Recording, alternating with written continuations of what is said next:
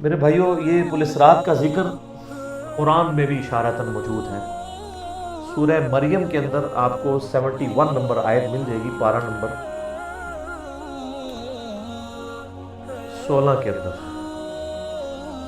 اعوذ باللہ من الشیطان الرجیم، بسم اللہ الرحمن الرحیم۔ دوزخ کے کانٹیکسٹ میں گفتگو کرتے ہوئے اللہ تعالیٰ فرماتا ہے وَإِن مِّنكُمْ إِلَّا وَارِدُهَا، اور کوئی بھی تم میں سے ایسا نہیں ہے مگر یہ کہ اسے دوزخ سے گزرنا پڑے گا۔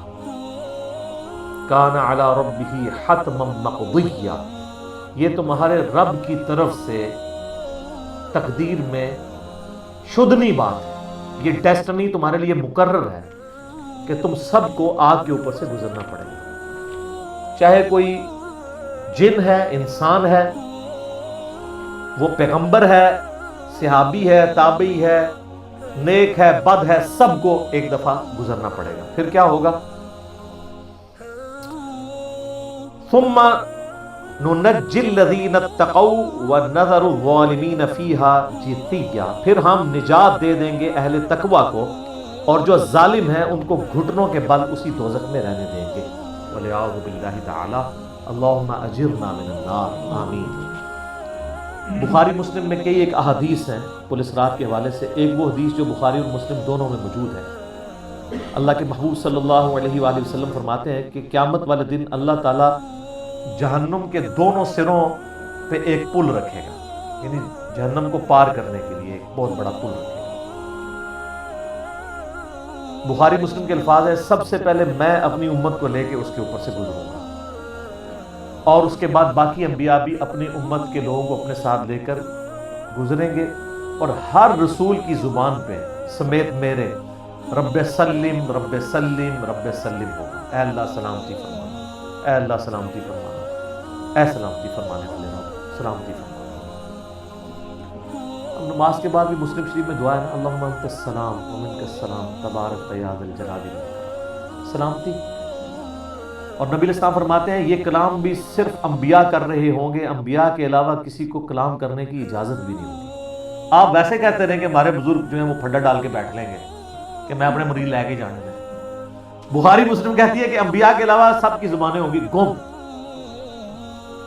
سوائے اس کے کہ وہ کہیں گے رب سلم رب سلم رب سلم۔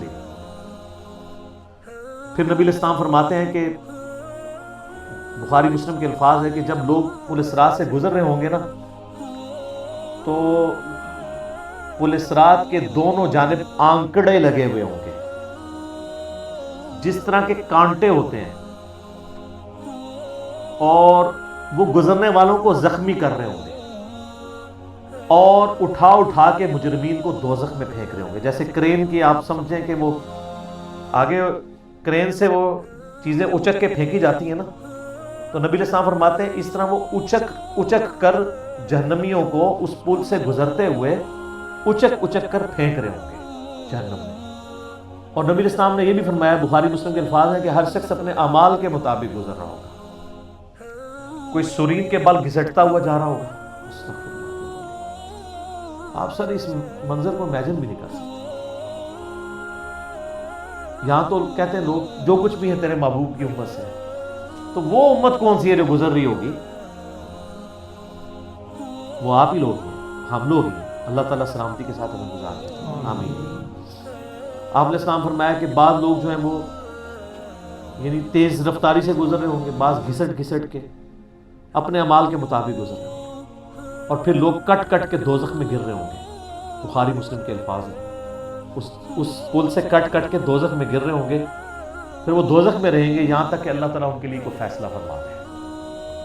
والعیاذ باللہ تعالی، اللہ تعالیٰ کی پناہ، اللہم اجرنا من النار، آمین ثم آمین۔ صحیح مسلم میں ایک حدیث ہے، ابو سعید خدری کہتے ہیں کہ ہمیں یہ بات بھی پہنچی ہے کہ وہ پل جو ہے وہ تلوار کی دھار سے زیادہ تیز اور بال سے زیادہ باریک ہوگا۔ یہ الفاظ بالکل صحیح ہیں صحیح مسلم کے لیے۔ تو اس پل سے تو کوئی بندہ مہارت کے ساتھ بھی نہیں گزر سکتا، کوئی چائنی بھی نہیں گزر سکتا۔ وہ جو تو یہ اس کے اوپر سے گزرنا ایک معجزے والا معاملہ ہی ہوگا جس کو اللہ تعالیٰ نجات دے گا۔ اور یہ جو میں نے آیت پڑھی نا سورہ المریم کی آیت نمبر 71، اس کے کانٹیکسٹ میں کتاب التفسیر چیپٹر میں امام ترمذی اسی آیت کو ہیڈنگ بنا کے نا اس کے نیچے ایک حدیث لے کے آئے ہیں. یعنی یہ جو میں نے کہا نا قرآن میں پل صراط کا ذکر ہے، امام ترمذی کا بھی یہی فہم ہے. انہوں نے اس آیت کی ہیڈنگ بنا کے جامع ترمذی میں حدیث لی ہے بالکل صحیح سند کے ساتھ پل صراط کے حوالے سے، کہ نبی صلی اللہ علیہ وآلہ وسلم نے ارشاد فرمایا کہ یہ پل صراط جہنم پہ رکھا ہوا ایک پل ہے جس پر سے لوگوں کو گزرنا پڑے گا اور ہر شخص اپنے اعمال کے مطابق گزرے گا. بعض لوگ بجلی کسی تیزی سے گزر جائیں گے، جیسے آسمان سے ایسے بجلی کڑک کے نیچے پتہ ہی نہیں چلتا ود ان سیکنڈز. بعض ہوا کی تیزی سے گزریں گے جو اس سے کم نیک ہوں گے. بعض گھوڑ سوار یا اونٹ سوار کسی تیزی سے گزریں گے، بعض بھاگتے ہوئے گزر جائیں گے، اور بعض جو ہیں وہ پیدل چلتے ہوئے، اور بعض سرین کے بل گھسٹتے ہوئے. سر اتنا لمبا پل، پتہ نہیں کتنی مسافت ہے. بلکہ بخاری مسلم میں الفاظ ہے، نبی علیہ السلام نے فرمایا کہ اس پل کی لمبائی اللہ ہی بہتر جانتا ہے، مجھے نہیں پتا کتنی ہے. اوئے ہائے ہائے.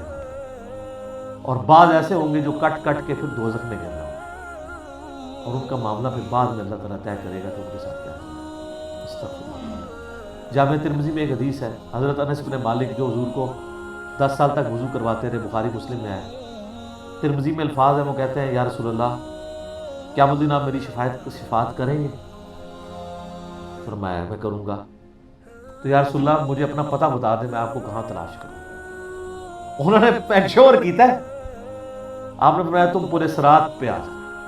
اوئے ہائے. تم مجھے پل صراط پہ دیکھ لینا، میرے امتی گزر رہے ہوں گے، میں ان کے لیے سلامتی کی دعا کر رہا ہوں. کہا یا رسول اللہ میں پل صراط پہ نہ پاؤں. تو آپ نے فرمایا کہ پھر تم میزان عمل پہ آ جاؤ جہاں لوگوں کے نامہ اعمال تولے جا رہے ہیں. نبی علیہ السلام کا نامہ اعمال نہیں تول رہا ہوگا، آپ کو تو اللہ نے امن دے دیا نا، انا فتحنا لک فتحا مبینا. اور بخاری مسلم میں حدیث ہے، حدیث شفاعت کے سارے نبیوں سے لوگ ہوتے ہوتے حضرت عیسیٰ کے پاس جب اینڈ پہ آئیں گے نا تو وہ کہیں گے بس ایک ہی شخص ہے جس کو امن ملا ہوا ہے، تو محمد رسول اللہ کے پاس جاؤ، وہ شفاعت کریں گے. تو آپ علیہ السلام اپنی امت کی خاطر ہی یعنی میزان عمل پہ تکلیف کاٹ رہے ہوں گے. کہا یا رسول اللہ میزان عمل پہ بھی نہ پاؤں تو کہاں جاؤں؟ فرمایا پھر تم حوض کوثر پہ آ جاؤ، میں وہاں پہ اپنے امتیوں کو مشروب پلا رہا ہوں. بخاری مسلم میں درجنوں احادیث ہے، آسمان کے ستاروں کے برابر اس کے برتن ہیں، اور جو ایک بار پیے گا وہ کبھی پیاسا نہیں ہوگا. جنت میں لوگ مشروب لذت کے لیے پئیں گے، پیاس کی وجہ سے نہیں پئیں گے. ان کا یا رسول اللہ اگر آپ مجھے پل صراط پہ بھی نہ ملے، میزان عمل پہ بھی نہ ملے، اور آپ صلی اللہ علیہ وآلہ وسلم حوض کوثر پہ بھی مجھے نہ ملے، تو پھر میں آپ کو کہاں تلاش کروں؟ آپ فرمایا تم مجھے تلاش کرنا، میں ان تین میں سے کسی ایک جگہ پہ ہوں. تو بخاری مسلم میں پھر یہ بھی آتا ہے کہ میرے حوض کوثر پہ کچھ لوگ لائے جائیں گے، میں کہوں گا اصحابی اصحابی، میرے ساتھی ہیں. مجھے بتایا جائے گا کہ آپ کے بعد یہ دین سے الٹے قدم پھر گئے تھے، انہوں نے دین میں بدعتیں جاری کرتے تھے. آپ فرماتے ہیں میں کہوں گا سحقا سحقا لمن غیر بعدی، کو دور کر دو مجھ سے، میرا ان سے کوئی تعلق نہیں ہے. بخاری مسلم میں الفاظ ہیں، عبداللہ ابن ابی ملیکہ جب یہ حدیث بیان کرتے تھے تو کہتے تھے اے اللہ ہم تیری پناہ میں آتے ہیں اس چیز سے کہ تیرے نبی کے وفات کے بعد ان کے دین سے الٹے قدم پھر جائیں. یہ وہی لوگ ہیں جو حضور کی وفات کے بعد مرتد ہو گئے تھے، مسلمہ کذاب کے ساتھ مل گئے، منکرین زکوٰۃ میں شامل ہو گئے، سیدنا ابوبکر کے خلاف کھڑے ہو گئے. اور یہ صرف قانوناً صحابہ کے بارے میں صرف یہ حدیث نہیں ہے، عام امتیوں کے بارے میں الگ سے حدیثیں ہیں بخاری مسلم. یہ نہ سمجھیں کہ پچھلے لوگوں کے لیے، قیامت تک کے لیے جن لوگوں نے دین میں بدعتیں جاری کی ان کے لیے حدیثیں ہیں، اس میں امتی کے الفاظ بھی ہیں، وہ بھی بخاری مسلم ہیں. اور امت کیا کر رہی ہے؟ صحیح مسلم میں حدیث ہے، نبی علیہ السلام ایک دن اتنا روئے اور ساتھ ساتھ آیتیں پڑھ رہے ہیں قرآن کی. پہلے آپ نے سورہ ابراہیم کی وہ آیت پڑھی جس کا ترجمہ یوں ہے کہ ابراہیم علیہ السلام کہتے ہیں اے اللہ شیطان نے کتنے لوگوں کو بہکا دیا،